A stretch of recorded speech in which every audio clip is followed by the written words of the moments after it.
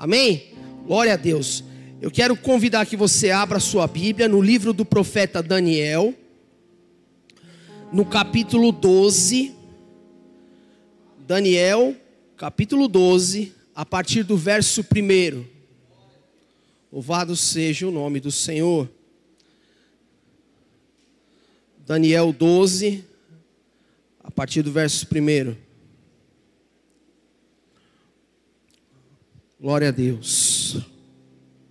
Diz assim a palavra do Senhor: e naquele tempo se levantará Miguel, o grande príncipe, que se levanta pelos filhos do seu povo. E haverá um tempo de angústia, qual nunca houve, desde que houve nação até aquele tempo. Mas naquele tempo livrar-se-á o teu povo, todo aquele que se achar escrito no livro. E muitos dos que dormem no pó da terra ressuscitarão, uns para a vida eterna, outros para a vergonha e desprezo eterno. Os sábios, pois, resplandecerão como o resplendor do firmamento, e os que muito ensinam a justiça refulgirão como as estrelas, sempre e eternamente. E tu, Daniel, fecha essas palavras e sela este livro até ao fim do tempo. Muitos correrão de uma parte para outra, e a ciência se multiplicará. Querido Deus, nós te louvamos, ó Pai. Nós te agradecemos, ó Pai, pela porção da tua palavra, Senhor meu Deus, que o Senhor nos deu, ó Pai. E que o Senhor, ó Pai, fale, Senhor meu Deus, através do teu Santo Espírito, Senhor meu Deus, aos nossos corações, ó Pai. Que o Senhor, ó Pai, anule toda a carne, Senhor meu Deus, cale todo homem diante de ti, Senhor meu Deus. E que somente o teu Santo Espírito venha falar, Senhor meu Deus, nesta manhã, nos nossos corações, para fazer aquilo que o Senhor, ó Pai, determinou, ó Pai. E que a sua palavra, Senhor meu Deus, nunca volte vazia, conforme ela mesmo disse, ó Pai. Em nome de Jesus é que nós oramos. Amém. Meus irmãos, não sei aí quantos estiveram aqui ontem à noite. Nós fizemos o evento Perigos da Atualidade, e ali nós falamos a respeito desse trecho da palavra, onde se diz que Daniel havia recebido revelações tão grandes, que em certos momentos Daniel perdia as forças. Daniel então ficava exaurido, tamanhas revelações de coisas terríveis que haveriam de acontecer. Só que o Senhor vai dizer: Daniel, não se preocupe, porque essas coisas todas que você viu não são para o seu tempo, mas são para um tempo futuro. E qual é esse tempo futuro? O futuro aonde muitos correriam de uma parte para outra, e o conhecimento se multiplicaria. Ontem aqui, quem esteve aqui, não, irmão Márcio, ontem quem esteve aqui viu, quem deu a abertura, na verdade, aqui foi um programa de inteligência artificial. Ontem quem esteve aqui viu que é possível você trocar as palavras de alguém que fala um idioma por outro. É ou não é, pastor Silvio? Não.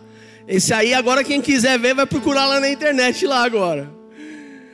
Mas o pastor Silvio aqui deu um recado em 3 idiomas, né, pastor? Português, inglês e espanhol. E a inteligência artificial mudou, alterou até a dicção na boca dele para que encaixasse as palavras no outro idioma. De modo que nós estamos vivendo nos últimos anos um avanço tão grande a respeito do conhecimento da humanidade, onde até 150 anos atrás se andava de carroça, se andava de cavalo, se andava de barco, e a humanidade começou a experimentar um boom, aí, um crescimento estrondoso, algo inimaginável. Onde hoje você é possível fazer esse tipo de coisa, até com inteligência artificial, com computador, com tantas coisas. De modo que faz parecer de que o conhecimento da nossa era tem se multiplicado. O conhecimento da nossa era, as pessoas viajam hoje em dia mais rápido. Tudo isso tem acontecido nessa geração. E se encaixa perfeitamente nisso. E eu quero tratar agora, continuando aquilo que nós falamos aqui ontem, a respeito dos últimos dias. Nós vamos tratar desses assuntos na ordem escatológica. Eu aqui me identifico, meus irmãos, com a vertente pré-milenista. E não tem problema se você não pensa assim. Se você pensa que de repente o arrebatamento vai acontecer depois, ou se você pensa que Cristo de repente vai vir lá para o final de tudo, eu respeito a tua opinião, mas eu quero que você saiba a forma dispensacionalista que a Ramá costuma, os pastores da Ramá inclusive costumam defender essa tese. E por que nós pensamos dessa forma? Em que momento ocorrerá esse evento? Qual seria? Jesus então vai dizer a respeito de como estaria os dias quando viesse o Filho do Homem. Mateus capítulo 24, a partir do verso 37, Jesus vai nos dar algumas pistas de como seriam os últimos dias. Ele diz assim, Mateus 24, verso 39, pois assim, 37, perdão. Pois assim como foi nos dias de Noé, também assim será a vinda do Filho do Homem. Porque assim como nos dias anteriores ao dilúvio, comiam e bebiam, casavam e davam-se em casamento, até o dia em que Noé entrou na arca, e não perceberam, senão quando veio o dilúvio, e os levou a todos. Assim também será a vinda do Filho do Homem. As pessoas viviam a sua vida dissolutamente, regaladamente, fazendo tudo aquilo que lhes dava na telha. E Noé, diligentemente, além de pregar as tábuas da arca, ele também pregava a salvação a respeito do castigo, da punição que haveria de ser aplicada sobre a terra. O apóstolo Pedro, em 2 Pedro 2,5, vai chamar a Noé de o pregoeiro da justiça. Tamanha é aquele que pregava sobre algo que estava para acontecer, uma tragédia terrível, e as pessoas caçoavam dele. Como as pessoas nos dias de hoje caçoam do Evangelho, desdenham do Evangelho, acham que o Evangelho é apenas uma filosofia de vida, acham que o Evangelho é apenas um jeito bonito de se falar com o seu vizinho. O Evangelho tem muita coisa bonita e boa e educada sim, mas ele também prega a verdade, e a verdade é que o mundo está condenado. As pessoas de hoje vivem as suas vidas, suas rotinas, suas preocupações cotidianas, sem se atentar para o que poderá surgir subitamente. Dizem: a vida é curta, aproveite, esquecendo de acrescentar: a eternidade é longa, prepara-te. Se comparado a eternidade com a nossa vida aqui, ela não é nem um cisco daquilo que há por vir. E como se dará então a vinda do Filho do Homem? Ainda em Mateus 24, 27, vai dizer: porque assim como um relâmpago que sai do Oriente e se mostra no Ocidente, assim há de ser a vinda do Filho do Homem. Como num flash, onde você, muitas vezes, nós vemos o raio, vemos o clarão, e só depois se escuta o barulho, né, do trovão. Lucas 17, 24, o evangelista também vai dizer a mesma coisa. Porque assim como um relâmpago que desde uma extremidade inferior do céu até a outra extremidade, assim também será a vinda do Filho do Homem no seu dia. E muitas pessoas confundem a segunda vinda, aonde diz: o todo olho verá. Apocalipse 1,7 vai dizer: eis que vem com as nuvens, e todo olho verá, até mesmo os que o transpassaram. Todas as tribos da terra se lamentarão sobre ele, sim, amém. os que o transpassaram olharão e lamentarão? Quem foram os que o transpassaram? Seriam os romanos? Mas o Império Romano já caiu. Você não vê mais aí. Aliás, eu acompanho um rapaz aí até que faz no YouTube. Eu gosto de coisas de idioma. E um rapaz foi em Roma falando latim. Chegou lá para os italianos lá, irmão Sérgio, e não estava parlando italiano. Ele estava falando latim. E chegando lá, o pessoal em italiano pegava algumas coisas, mas muitas ficaram de fora, porque são palavras que já não existem mais. E dava uma briga danada, porque a câmera escondida, italiano chegava e quando fazia a coxinha com a mão, porque o Império Italiano já caiu, o Império Romano já caiu, né? Então, esses que o traspassaram olharão, se lamentarão. Quem é o povo que pode considerar então aí, como quem diz aí, olhando para o Messias e lamentar sobre ele? Como diz em Zacarias 12:10, olha só o que diz Zacarias 12:10. E sobre a casa de Davi e sobre os habitantes de Jerusalém derramarei o espírito da graça e de súplicas. Olharão para aquele a quem o transpassaram, como no Apocalipse, está falando aqui também. Pranteá-lo-ão como a quem pranteia um unigênito, e chorarão por ele, como se chora amargamente pelo primogênito. Esses olharão como quem olha a morte de um filho mais velho. Quem é esse povo que quando olhar para Cristo, esse povo que o traspassou, esse povo que se lamentará como quem chora um filho mais velho? E não há dor maior para o judeu do que lamentar a morte de um primogênito. E eles olharão e chorarão. O evento em que todo olho verá, em que os judeus o verão e chorarão por ele, não pode ser o primeiro evento, mas é a segunda vinda.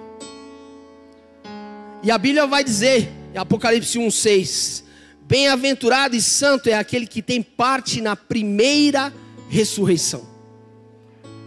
Peraí, primeira ressurreição? E quando é a primeira ressurreição? Se não no mesmo dia do arrebatamento? É a palavra aqui que vai falar, meu irmão. Quando diz aqui em 1 Tessalonicenses capítulo 4, verso 13. Hoje nós vamos ler bastante aí. Se você puder só acompanhar na tela, já está ótimo. Vai dizendo aqui, olha: não queremos, porém, irmãos, que sejais ignorantes a respeito dos que dormem, para que não vos entristeçais como os demais que não têm esperança. Pois se cremos que Jesus morreu e ressuscitou, assim também Deus, mediante Jesus, trará em sua companhia os que dormem. Ora, ainda vos declaramos por palavra do Senhor, isto é, nós os que ficarmos vivos, os que ficarmos até a vinda do Senhor, de modo nenhum precederemos os que dormem. Porquanto o Senhor mesmo, dada a palavra de ordem, ouvida a voz de arcanjo e ressoada a trombeta de Deus, descerá dos céus, e os mortos em Cristo ressuscitarão primeiro. Depois nós, os que ficarmos vivos, seremos arrebatados juntamente com Ele nas nuvens, para o encontro do Senhor nos ares. Assim estaremos para sempre com o Senhor. Consolai-vos, pois, uns aos outros com esta palavra. A palavra do Senhor vai dizer que o encontro do Senhor com a sua igreja é motivo de consolo. Deve ser proclamado, deve ser falado, deve ser pregado, como hoje está sendo pregado aqui, porque é motivo de consolo. Tem aquele cântico do grupo Logos, né? E ele fala um trecho, né? Ele fala a respeito dos céus se abrindo, transpondo as brancas nuvens no mais puro azul, onde nem sul nem norte existirá. E ele diz assim um trecho: e rever amigos que um dia em Cristo foram feitos meus irmãos.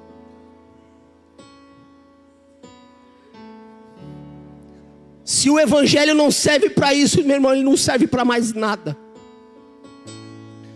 O apóstolo Paulo diz: se nós cremos em Cristo somente nessa vida, somos os mais miseráveis dos homens. O evangelho fala sobre vida eterna.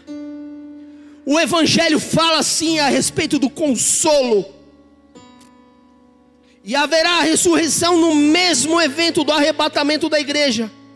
E esse não é o único texto. Quando diz em 1 Coríntios 15, 42, vai dizer: porque assim também é a ressurreição dos mortos. Semeia-se o corpo na corrupção, ressuscita na incorrupção. Semeia-se em desonra, ressuscita-se em glória. Semeia-se em fraqueza, ressuscita-se em poder. Semeia-se no corpo natural, ressuscita no corpo espiritual. Se há corpo natural, também há corpo espiritual. Há diversos tipos de carne, como o apóstolo Paulo vai falar, e existe a carne glorificada, que estará preparada para estar diante de Deus.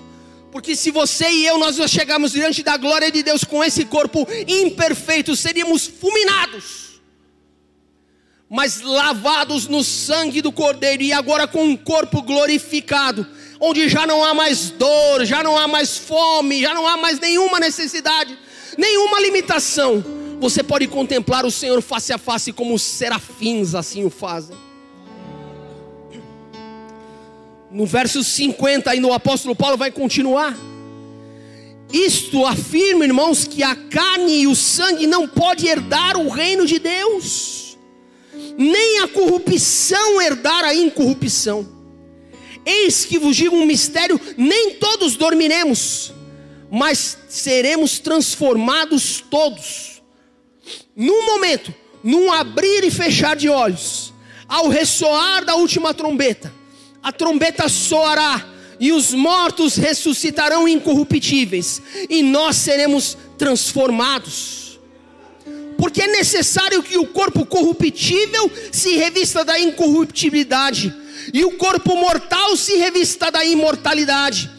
E quando o corpo que é corruptível se revestir da incorruptibilidade, e o mortal se revestir da imortalidade, então se cumprirá a palavra que está escrita: tragada foi a morte pela vitória. Assim como Cristo ressuscitou, e a morte não pôde detê-lo, mas ao terceiro dia ele saiu glorioso daquele túmulo, assim acontecerá conosco, assim acontecerá com a igreja, assim acontecerá com os amados que dormem, né? Nós falamos isso na chave mestra. Os amados que dormem, mas não que dormem, que estão dormindo. Que dormem é um eufemismo, meu irmão. É uma forma branda de dizer que a pessoa morreu, mas ela já está na presença de Deus lá. Lázaro estava acordado, desperto ao lado de Abraão, quando o rico via ele no céu. Não tinha ninguém dormindo, não. Mas a Bíblia usa esse termo para você entender. É uma forma branda, né? Como eu até citei, né? Em inglês a gente fala pass away, né? A pessoa se foi, né? Tá, mas está lá com o Senhor, está acordado, ela sabe muito bem. Em Mateus 24, voltando ainda, das condições a respeito do tempo de que estaríamos vivendo na terra quando esse fato acontecesse. Diz lá em Mateus 24, 40. Mas quando Jesus menciona a depravação do mundo, no 24, 39, ele vai dizer que será repentino o dilúvio. E ele vai dizer no verso 40: então 2 estarão no campo, um será tomado e deixado o outro. 2 estarão trabalhando no moinho, uma será tomada, a outra deixada. Portanto vigiai, porque não sabeis em que dia vem o vosso Senhor. Mas considerais isso: se o pai de família soubesse em que hora viria o ladrão, vigiaria e não deixaria que fosse arrombada a sua casa. Por isso ficai também apercebidos, porque a hora em que não cuidais, o Filho do Homem virá. 2 no campo, um tirado, outro deixado. 2 numa mesma cama, um será tirado, o outro deixado. Meus irmãos, imagina o desespero daqueles que ficarem. Principalmente quando se refere nesse verso, meu Deus. Imagine um casal, onde um está firme na fé e o outro conhece a palavra, mas ainda não estava com o azeite, não estava preparado. Acorda pela manhã, está só a roupa, o pijama da pessoa ali. Cadê a esposa? Cadê o marido? E aquilo ali, aquele momento vai ser de pranto, porque a pessoa vai saber exatamente o que aconteceu. Não adianta o mundo falar a respeito de abdução, de ET, de qualquer coisa parecida, de pandemia, de gente desaparecendo, do estalo do Thanos, né? Como o cinema já colocou aí. Não existe isso. A pessoa na hora vai lembrar: Jesus estava certo. Para aqueles que amam a vinda do Senhor, Ele tem guardado a coroa da justiça.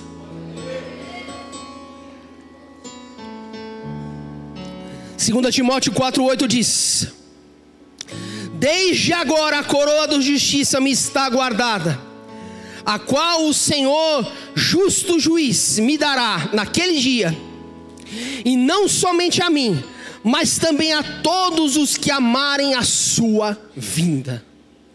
A coroa da justiça é para aqueles que amam a vinda do Senhor. Esse assunto te incomoda? Eu espero que não. Porque assim como uma criança que aguarda o pai chegar do serviço, e qualquer barulho, é o meu pai, e larga o que estiver fazendo para olhar a porta, para ver se o pai está chegando, ansiosa. Você não pode culpar nós, filhos, por ver tudo o que acontece no mundo, todos os sinais, e achar que o nosso pai está chegando. Você me desculpa, essa é a reação normal de qualquer filho. Essa é a reação normal de qualquer filho que está ansioso pelo pai chegar.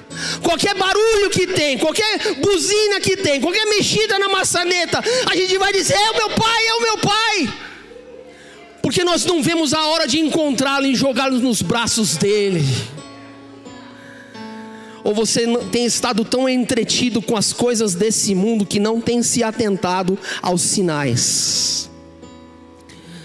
Falamos na EBD, eu falei para o pastor Silvio, pastor Silvio, domingo nós vamos amarrar o assunto da escola bíblica com o assunto do perigos da atualidade, e nós vamos juntar tudo numa coisa só, porque a palavra do Senhor, ela se completa. Nós mostramos aqui na escola bíblica um repórter da Globo News, diretamente da Casa Branca, falando assim que na época da administração do Trump, pessoas ali, diretores do Pentágono, falavam a respeito da entrega de Jerusalém completamente para Israel, para que Israel pudesse então construir o terceiro templo.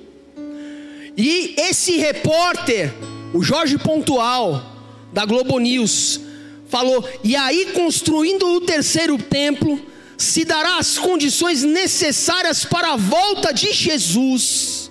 Esse homem falou na Globo News. E quando ele falava isso do governo americano, ele dizia: imagine só que loucura! É loucura para aqueles que perecem. Muitos consideram loucura talvez que Jesus tenha nascido. Então as pessoas vão dizer que é loucura que ele tenha nascido de uma virgem, que ele tenha padecido dores neste mundo e que tenha morrido pelos nossos pecados.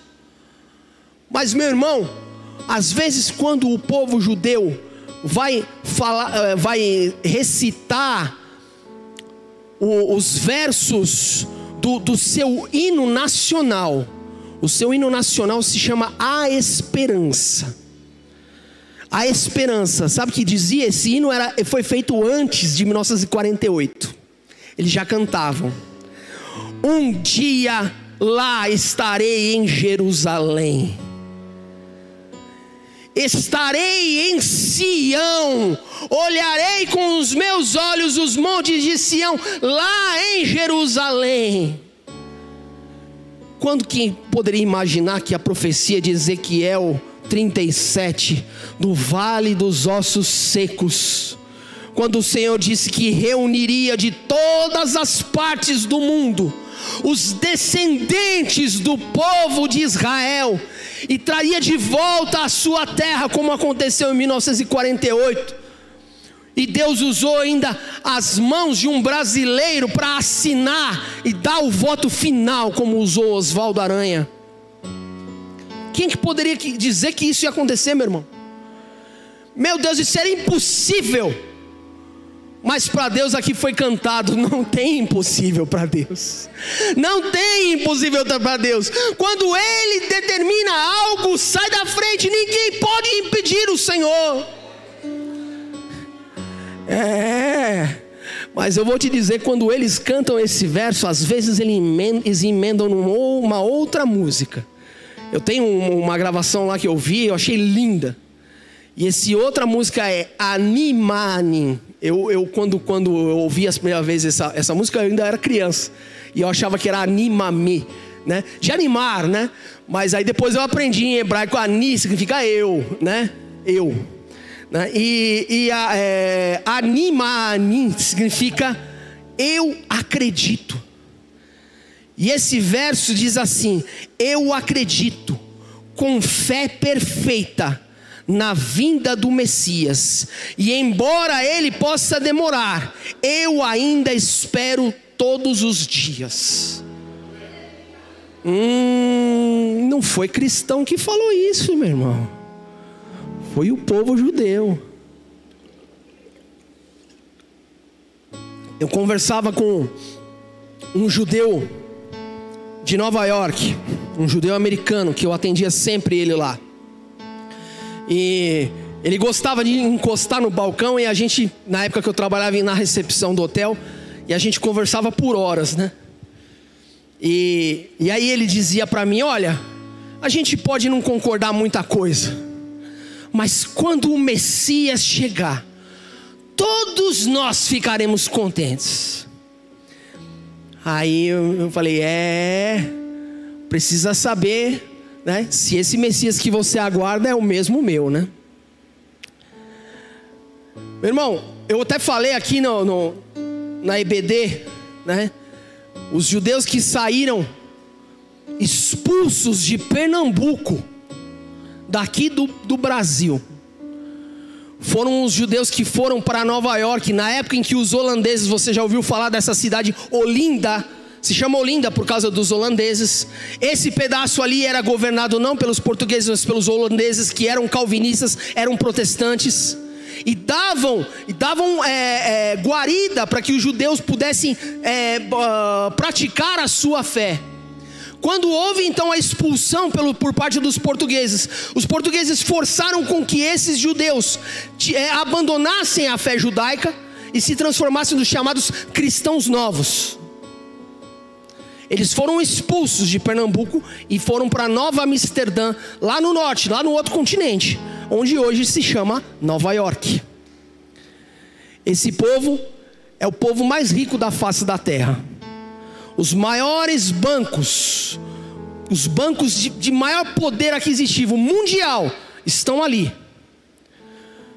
Porque os brasileiros, os portugueses dizem: nós não queremos vocês aqui. E rejeitaram o povo da bênção. Esse povo passou pelas Antilhas. Não sei quantos de vocês, eu adoro geografia e história, tá, irmão? Desculpa se você de repente não é tão familiarizado, mas eu fico assim, poderia falar por horas. Mas nas Antilhas, que são ali as ilhas que tem pertinho da Venezuela, no Caribe, no caminho, ali está Aruba, que você já deve ter ouvido falar, né? ABC, Aruba, Curaçao e Bonaire. São as 3 ilhas que eram administradas pelos holandeses ali também. Lá, parte desses judeus também que passaram, ficaram por lá, né? E tornaram um lugar turístico muito famoso e tudo mais. Tanto é que a ilha de Curaçao a gente pensa, né? Ué, mas espera aí, de onde vem esse nome? Coração em espanhol é coração. Por que leva esse nome? Curaçao.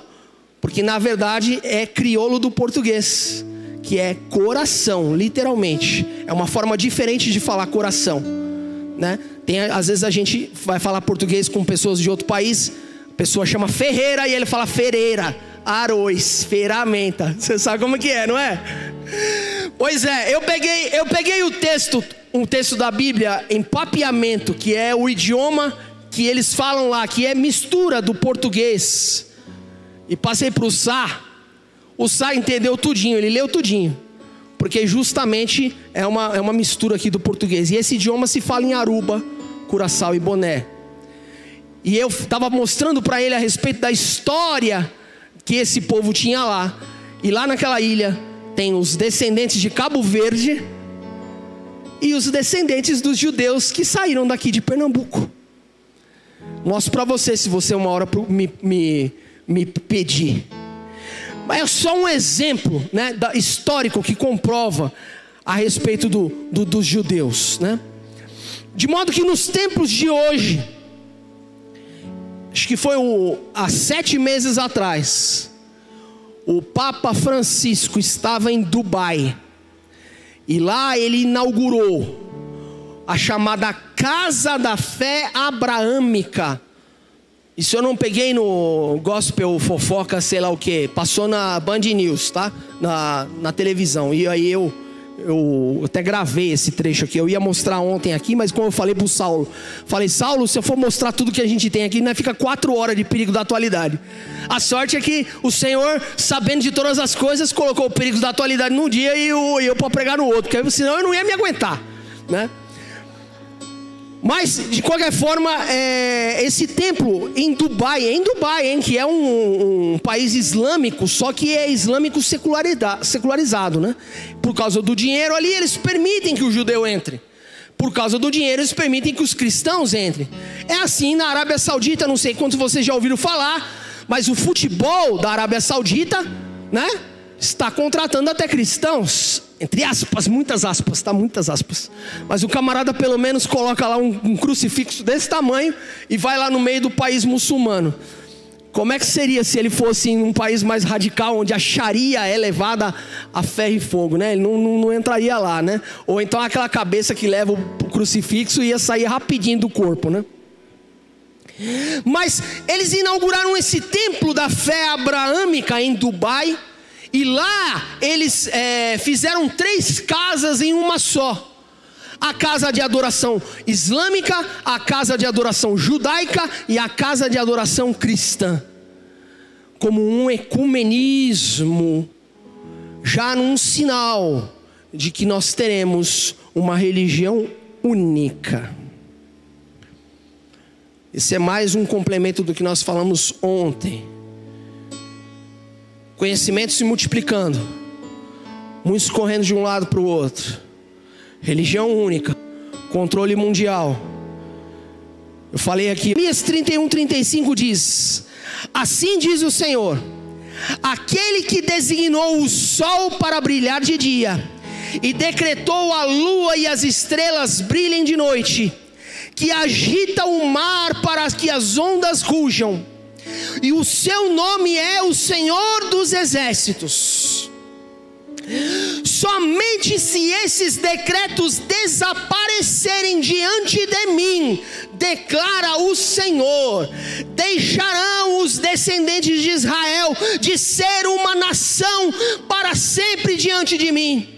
Assim diz o Senhor: se os céus acima puderem ser medidos, e os alicerces da terra embaixo puderem ser sondados, então eu rejeitarei os descendentes de Israel por causa de tudo que eles têm feito. O Senhor diz: eu decretei o sol para brilhar, as estrelas para brilhar, o firmamento, tudo isso eu decretei. E se um dia parar tudo isso de funcionar, você pode crer que aí sim eu esqueci dos descendentes de Israel. E aqui ele está falando dos descendentes de Israel, e não do Israel da época de Jeremias.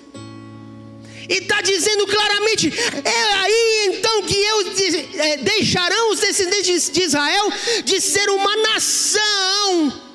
diante de mim. Opa!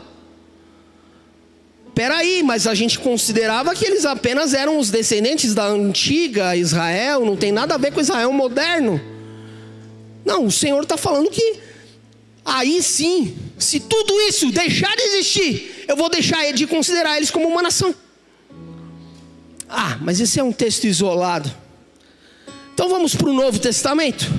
Romanos 9 diz assim: digo a verdade em Cristo, não minto, minha consciência o confirma no Espírito Santo, e tenho grande tristeza e constante angústia em meu coração, pois eu desejaria ser amaldiçoado e separado de Cristo, por amor dos meus irmãos e da minha raça, o povo de Israel. Deles é a adoção de filhos, deles a glória divina, as alianças e a concessão da lei, a adoração no templo e as promessas. Deles são os patriarcas, e a partir deles se traça a linhagem humana de Cristo, que é Deus acima de tudo e bendito para sempre, amém? Paulo vai falar de diversas formas, mas ele vai continuar no capítulo 11, onde eu quero prosseguir com você, onde ele diz assim: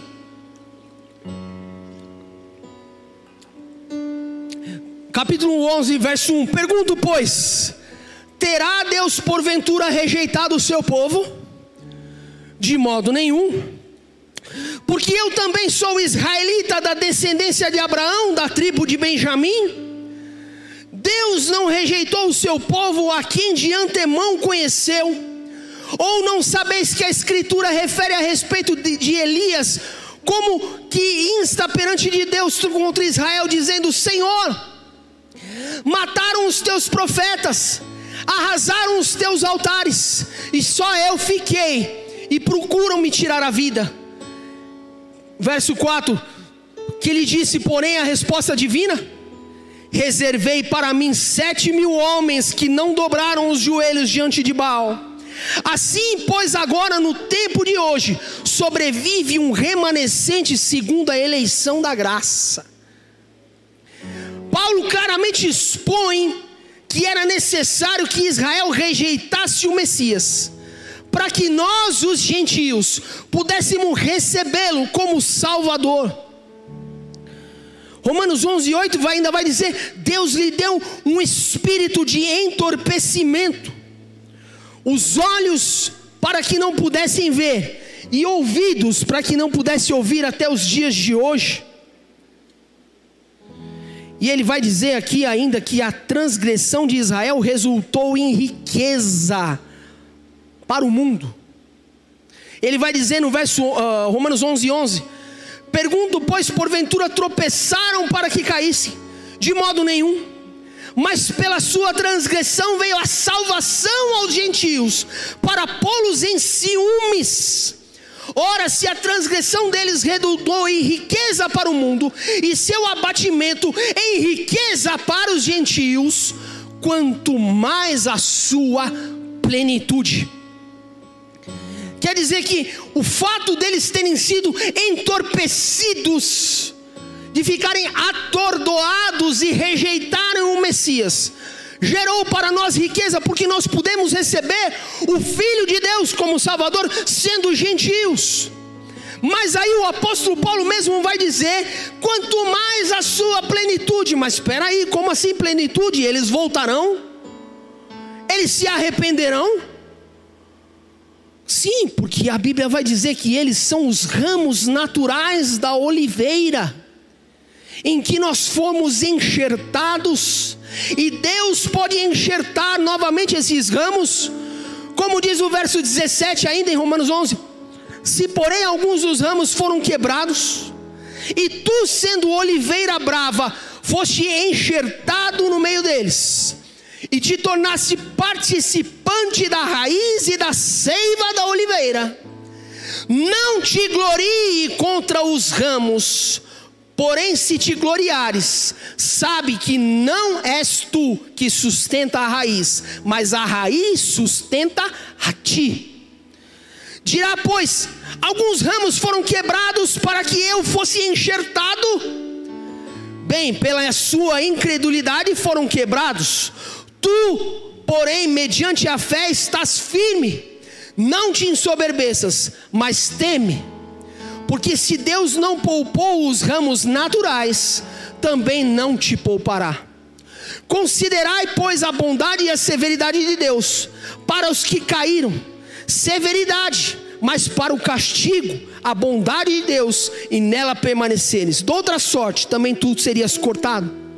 Eles também não permanecerem na incredulidade, se não permanecerem na incredulidade, serão enxertados.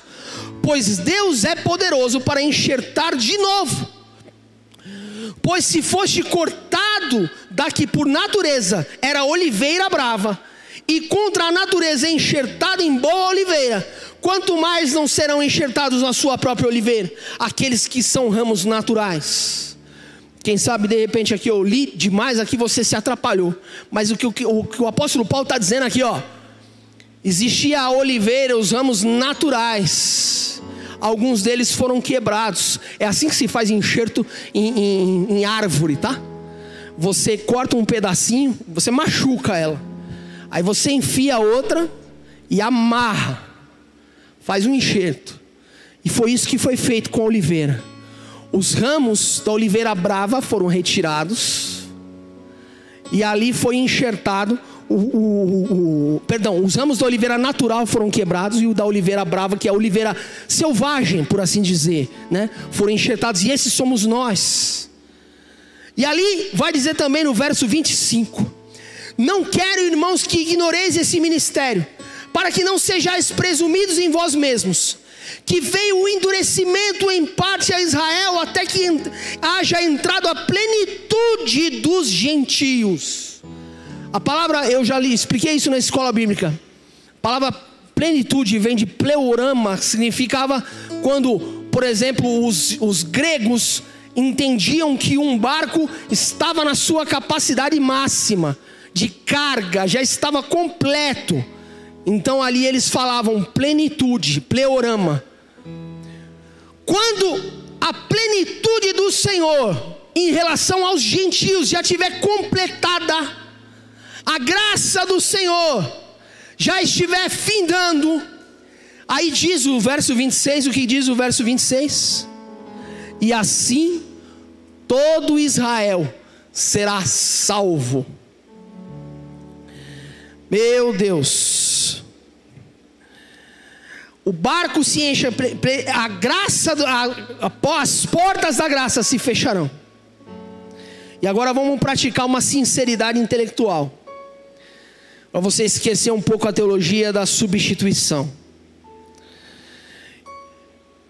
Israel tem o seu lugar, e a igreja tem o seu lugar.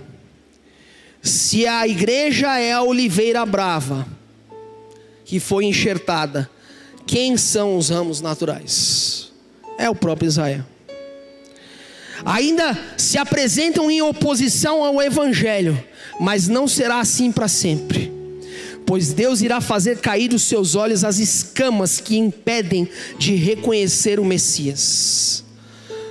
Porque o verso 28 vai dizer: quanto ao evangelho, eles são inimigos da vossa carne, porém, quanto à eleição, amados por causa dos patriarcas, porque os dons e a vocação de Deus são irrevogáveis. O chamado de Deus é irrevogável, meu irmão. O chamado de Deus para o seu povo, a quem Ele ama, é irrevogável. E Jesus mesmo, quando vai chegar a Jerusalém, sabendo que aquele ali era a sua última entrada na cidade, Ele vai se lamentar por Jerusalém. Mateus 23, 37, quando Ele vai dizer: Jerusalém, Jerusalém, que mata os profetas e apedrejam os que te foram enviados. Quantas vezes eu quis reunir os teus filhos, como a galinha junta os pintinhos debaixo das asas, e não vos quisestes.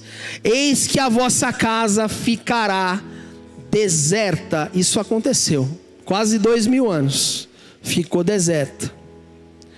Declaro, pois, que desde agora não me vereis, até que venha dizer: bendito o que vem em nome do Senhor.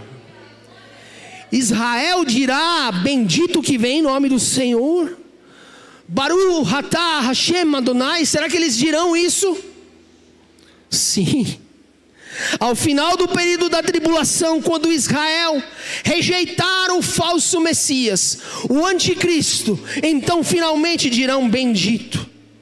Vão chorar quando lembrarem aqueles que eles sentenciaram à morte de cruz. E não há dor maior no sentido bíblico do que chorar pelo primogênito, como nós falamos. Eles vão olhar e vão falar: olha aí o Messias, nós crucificamos o Messias, era ele, era aquele homem. Olha aí, ele tem os sinais ainda dos pregos nas mãos e nos pés. Haverá finalmente um período de um reinado messiânico na terra, quando Cristo reinará na terra para cumprir a profecia. Assim como Jesus respondeu no seu julgamento, em João 18:37, quando perguntaram se ele era rei, e Jesus respondeu: o meu reino não é deste mundo. Se o meu reino fosse deste mundo, os meus ministros se empenhariam por mim, para que não fosse entregue nas mãos dos judeus. Mas olha o detalhe: mas agora o meu reino não é deste mundo. Mas agora o meu reino não é deste mundo. Significa que para frente, adiante, será deste mundo. Lucas 1:32 diz: mas este será chamado Filho do Altíssimo, e o Senhor lhe dará o trono de Davi, seu pai. Peraí, isso aqui foi falado pelo anjo Gabriel durante o anúncio do nascimento do Messias.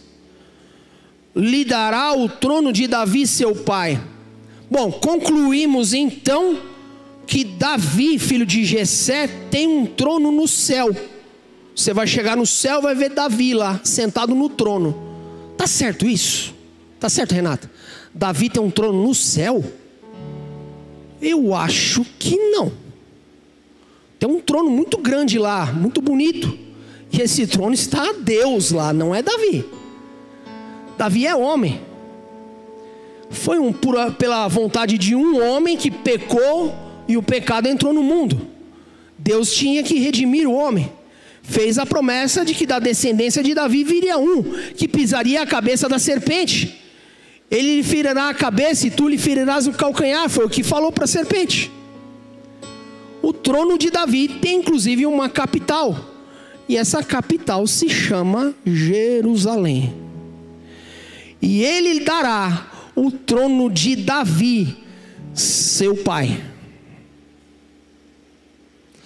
Isso acontecerá para se cumprir aquilo que Jesus disse: mas agora o meu trono não é deste mundo. E aquele que crê no milênio sabe o que eu estou falando. Haverá um período de reinado na terra, onde ele governará com paz e santidade, mas também com vara de ferro. Precisa de vara de ferro no céu, Rodrigão? Não precisa. E o que o Senhor está falando da vara de ferro? A vara de ferro é para cá, porque haverão ainda alguns rebeldes. Enquanto a igreja reinará com Cristo nesse período de 1000 anos, alguns dizem: mas nós já estamos vivendo no milênio. Não, meu irmão, não estamos vivendo no milênio. Satanás está preso. Oh, Jesus, ele está preso? Se ele está preso, então a gente está perdido, né? Porque a Bíblia diz que depois ele será solto. Não faz muito sentido. Eu estou falando aqui com todo respeito aos irmãos amilenistas, que me perdoem, mas essa é a forma, é a visão com que eu vejo a Bíblia aqui, né? A igreja, tudo aponta para o desfecho da história.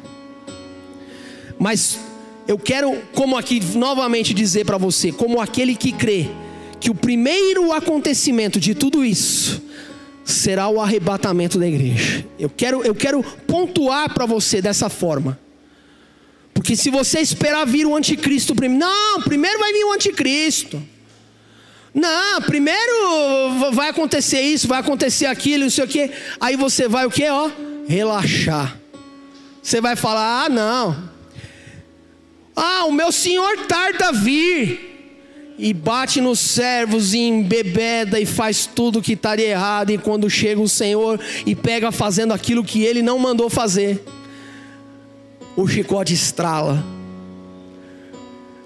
Meu Deus. Mas Ele diz assim, olha, se o pai de família soubesse quando viria o ladrão, quando a casa seria invadida, ele ia ficar de prontidão ali para receber.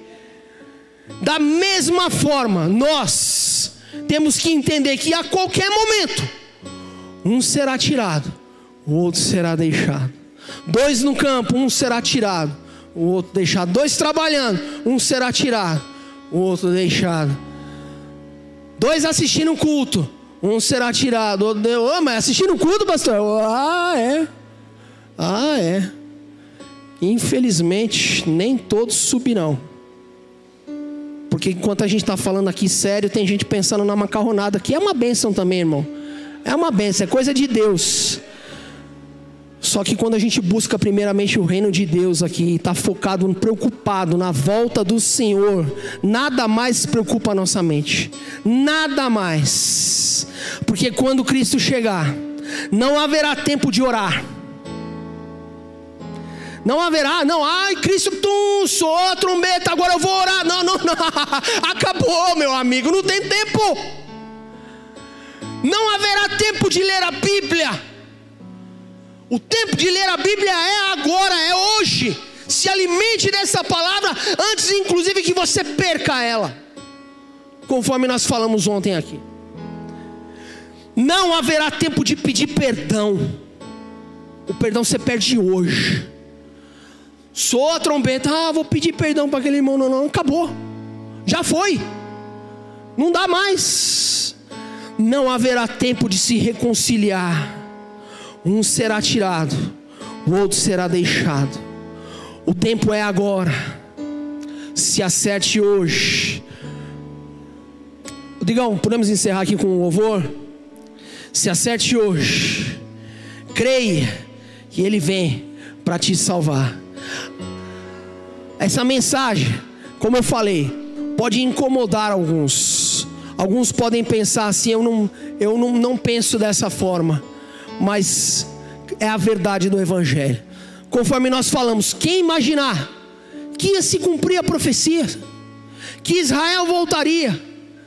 Quem imaginar que Israel ia poder tomar posse daquela terra onde eles habitaram há anos atrás, e agora voltaram? Um dia eles construirão um 3º templo.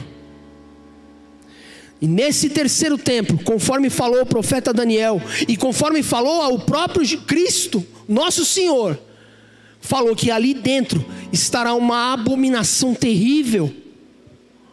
Porque o anticristo então se assentará naquele trono, para arrogar para si a adoração, e ser adorado como Deus. E é ali que o judeu então vai falar: norma, como um ladrão que vem, será num piscar de olhos, será como um relâmpago que sai do oriente e se mostra no ocidente. Assim há de ser a vinda do Filho do Homem. Oh meu Deus, em nome de Jesus, ó Pai, que a tua igreja esteja preparada, Senhor meu Deus, e a tua igreja esteja atenta, Senhor meu Deus, a todos os sinais, ó Pai, que o Senhor tem mostrado, ó Pai, que a tua igreja esteja preparada, Senhor meu Deus, para tudo, Senhor meu Deus, o que, Senhor meu Deus, tem acontecido, ó Pai. Nós temos visto, ó Pai, tantas coisas, ó Pai.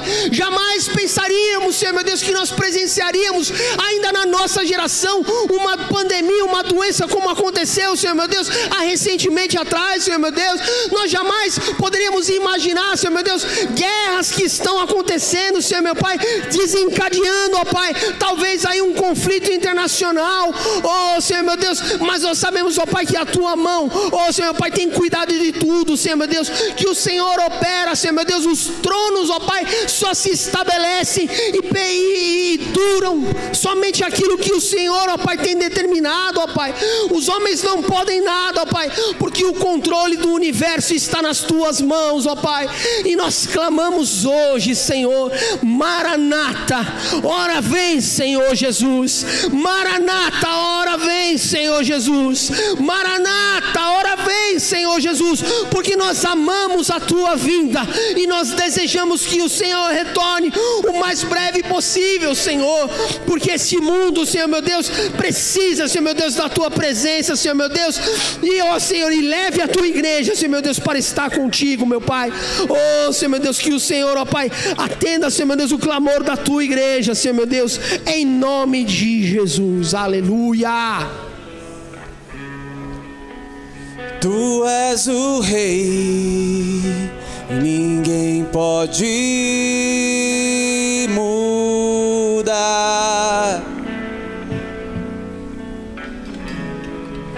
Tu és o leão da tribo de Judá, e as trevas se vão, barreiras se vão, por causa da sua luz.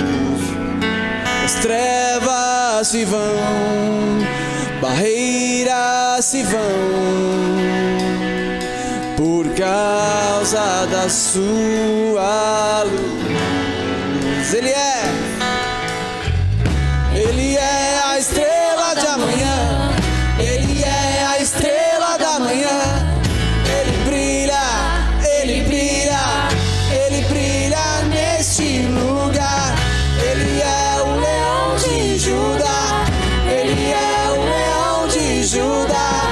Ele ruge, ele ruge, ele ruge neste lugar.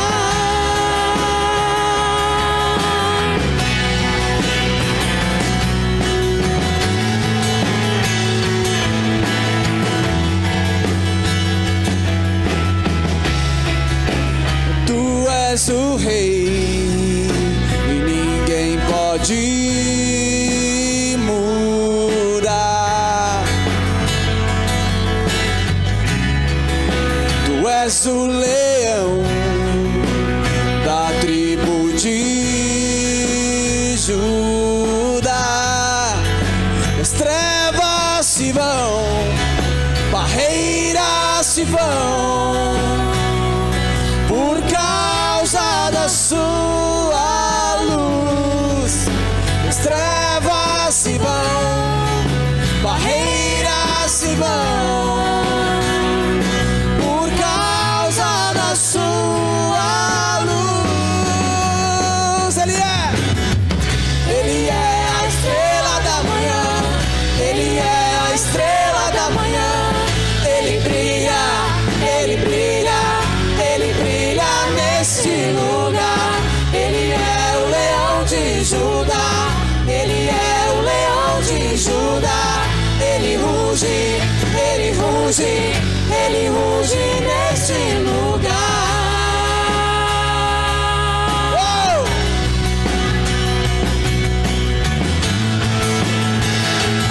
Que ruja o leão, Que ruja o leão e que a terra estremeça diante da majestade de Jesus.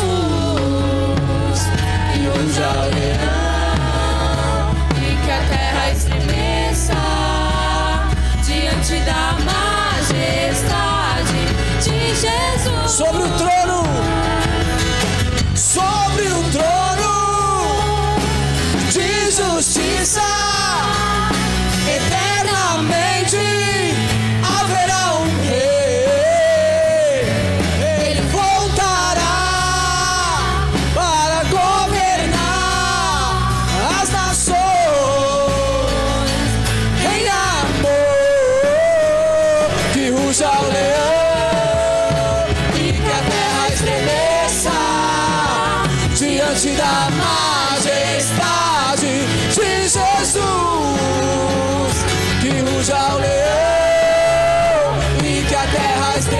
estremeça diante da majestade de Jesus.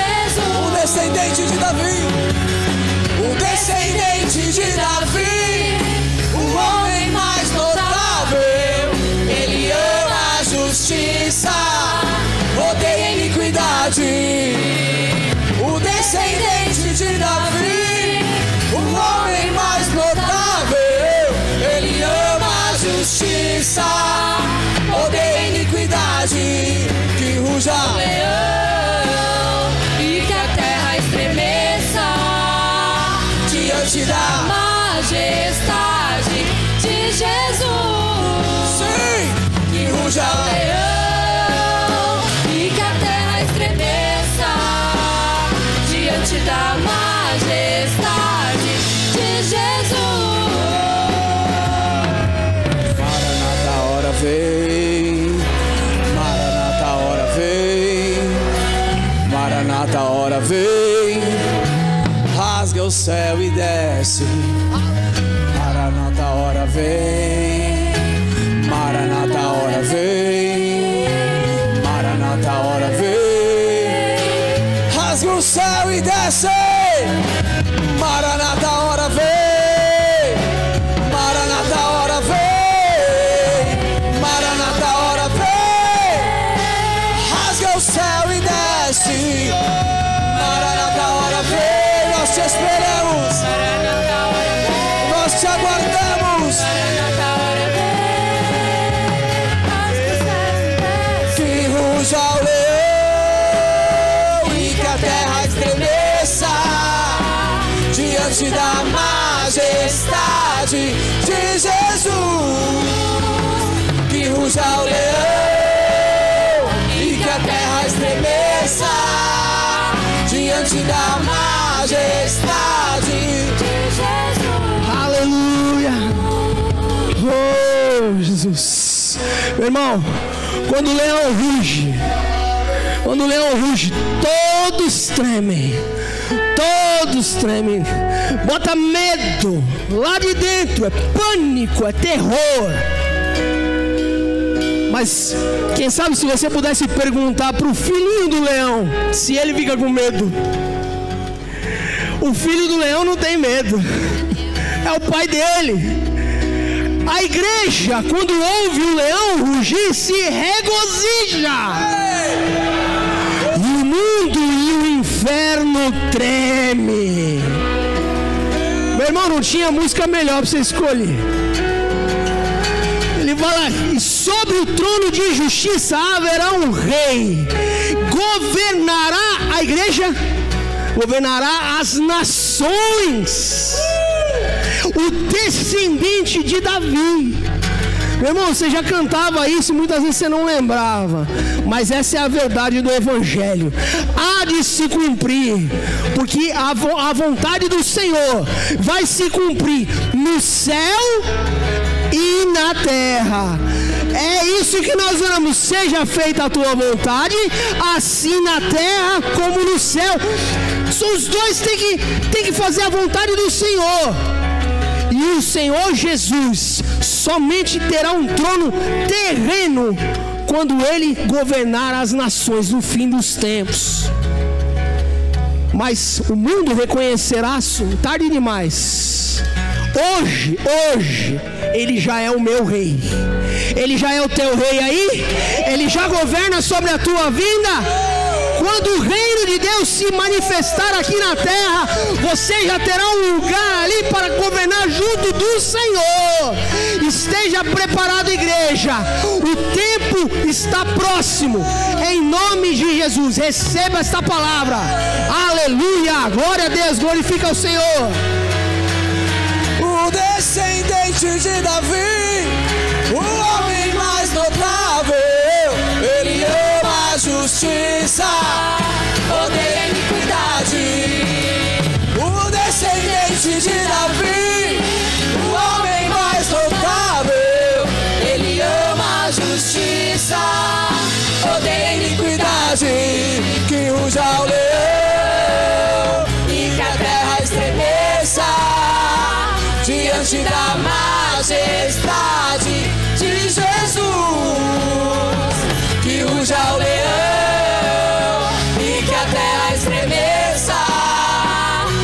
diante da majestade de Jesus.